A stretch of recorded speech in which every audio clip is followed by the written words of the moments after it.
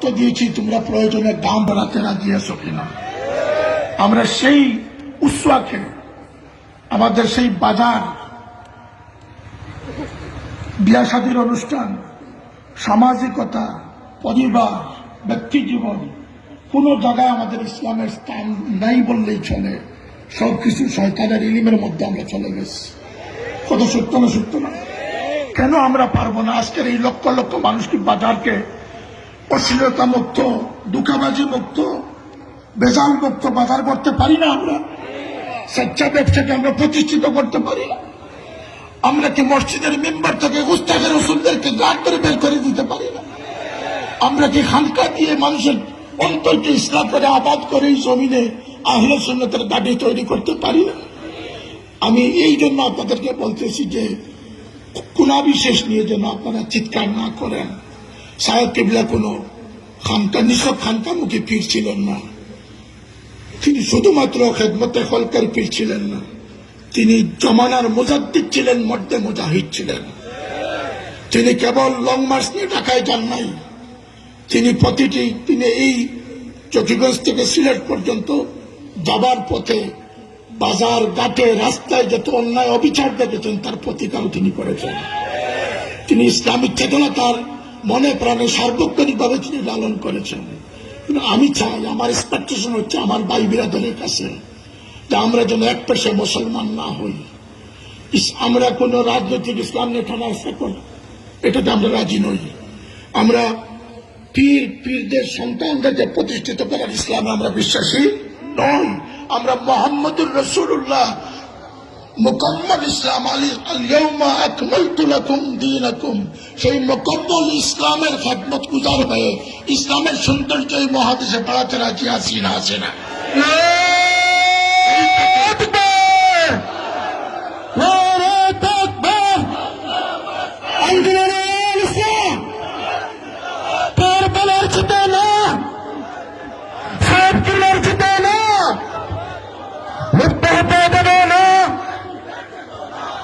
এই লক্ষ্যে আমার দুই তিনটা গুজারিশ।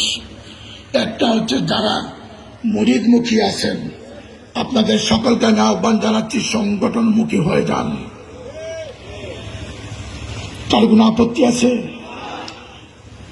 দোকানদারি করবেন, দোকানে বসে সাংগঠনিক চিন্তা করবেন। এই সংগঠন ফুলতলি সাহেবের মনে করলে ভুল করবেন। এটি সওয়াদে আজম, এটা আহলে সুন্নাত ওয়াল জামাতের বর্তমান পতাকাবাহী সংগঠন। এখানে মানুষের আশ্রয়স্থল রয়েছে, সুখ দুঃখের বাগাবাগি হওয়ার সুযোগ রয়েছে, অন্যায় অবিচারের বিরুদ্ধাচরণ করার হিম্মত রয়েছে। এখানে এত শক্তিশালী হিম্মত রয়েছে যে বাংলাদেশ সরকারের সিদ্ধান্তকে পরিবর্তন করার মতো হিম্মত আমরা রাখতে পারি। আজকের দিনে আমার মাগরিবের সময় হয়ে যাচ্ছে, এই জন্য আমি মাননীয় প্রধানমন্ত্রীকে আজকের মাহফিল থেকে আহ্বান করছি। আপনার অগোচর হতে পারে, আমি জানি না, এদেশের শিক্ষা ব্যবস্থায় ভারতীয় এজেন্ডা বাস্তবায়নের সম্পূর্ণ প্রস্তুতি সম্পূর্ণ হয়ে গেছে।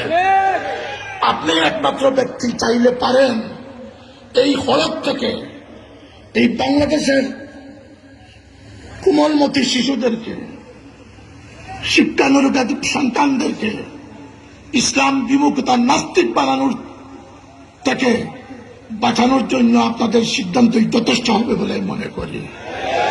কারণ ডাকটি মেরে যারা শিক্ষা মন্ত্রণালয় দখল করে বসেছে তারা একটিও বাংলাদেশের এজেন্ডায় নয়, তারা ভারতীয় দালাল হয়ে বসে আছে। জানি না আপনি জানেন না, যদি আপনি জেনে শুনে এটা করেন তাও বলে দেন। এই স্বচ্ছতা আল্লাহ আমাদেরকে দিয়েছে। আমরা এই দেশে ইসলামী শিক্ষার জন্য লং মার্চ করতে পারি না, আমরা জান কোরবান করতে পারি। শিক্ষা নিয়ে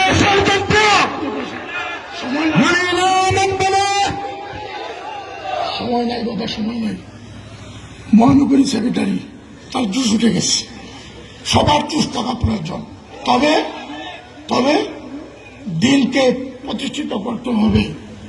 উদু ইলা সাবিলি রাব্বিকুম বিল হিকমাতি ওয়াল মাউইজাতিল হাসানাতি, কমিন্দি করে ইসলাম প্রতিষ্ঠিত করা সম্ভব নয়। ভদ্র সুলভ আচরণ দ্বারা, আখলাকে হাসানা দ্বারা। আমার দুই তিনটি গুজারিশ। একটি হচ্ছে সংগঠনমুখী হয়ে যান। প্রতিটি নিজ নিজ ক্ষেত্র থেকে প্রিন্সিপালের চেয়ারে বসে ফুলতলি সাহেবকে ওসিলা বানিয়ে আপনি বেতন খাচ্ছেন, আর আপনার ছত্র ছায়ায় সালাফিল্লাহ মজুবিরা আপনার মাসের শিক্ষক হয়ে যাচ্ছে, এটা আমরা মানব না। আপনার কমিটিতে বাতিলরা অন্তর্ভুক্ত হচ্ছে, সেটা আমরা হতে দিব না, সেটা আমরা হতে দিব না। আপনি আপনার চেয়ারে বসে সুন্নিয়তের ঝান্ডা কায়েম করুন, আমরা আপনাদের সাথে আছি। দোকানদারি করতেছেন, সেখানে আপনার দায়িত্ব আছে না নাই? মসজিদের ইমামতি করতেছেন, দায়িত্ব আছে না নাই? কিন্তু আমি চাইতেছি যে সর্বস্তরে নিজ নিজ ক্ষেত্র থেকে বাইসব যে যত হাত লম্বা স্বপ্ন দেখবেন, আল্লাহ আপনাকে স্বপ্ন পূরণ করাবেন করাবেন করাবেন। গৌসে পাক স্বপ্ন দেখেছেন, আগে আজমিরি স্বপ্ন দেখেছেন, 90 লক্ষ মানুষ তার হাতে ইসলাম কবুল করেছে। 90 লক্ষ মানুষ। কিয়ামত হবে, কিন্তু খাজা সাহেবের নাম মিটবে না, কারণ তিনি স্বপ্ন দেখেছেন, লাখ বছরের স্বপ্ন দেখেছেন। তিনি তার মধ্যে, তার গতির মধ্যে স্বপ্ন দেখেন নাই। আজকের দিনের মানুষের প্রতি তার দয়াময় ছিল, তিনি আজকের মানুষের প্রতি তার প্রত্যাশা ব্যক্ত করে গেছেন। কথা ঠিক না? ঠিক না? আপনারা উদার মাইন্ডে কাজ করেন, আত্মকেন্দ্রিক স্বার্থপরতাকে বাদ দেন। যতক্ষণ স্বার্থপর থাকবেন, আপনি মানুষ হতে পারবেন না। আজকে সাহেব কিবলার সেই দুটি নসিহতকে কেন্দ্র করে বাড়ি ফিরুন। একটি হচ্ছে নামাজ সঠিক সময়ে সুন্দর এবং শান্তি মনে পড়া। আল্লাহ তুমি আমাদেরকে তৌফিক দান করে দাও। একজন সাহেব কিবলার একজন পক্ষ যেন আমরা দুনিয়া এবং